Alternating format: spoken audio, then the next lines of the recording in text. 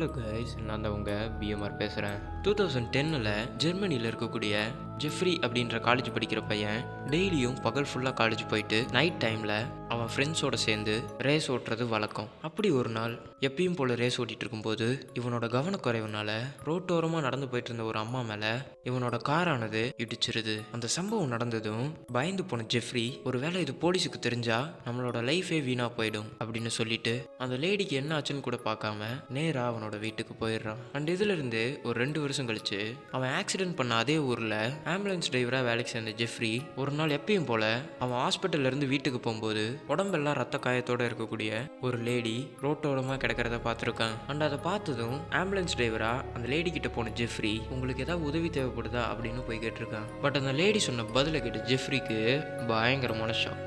இதுக்கான காரணம், அந்த லேடி சொன்ன பதில், இதே மாதிரி நீ அன்னைக்கும் கேட்டிருந்தனா கண்டிப்பா நான் இறந்திருக்க மாட்டேன்.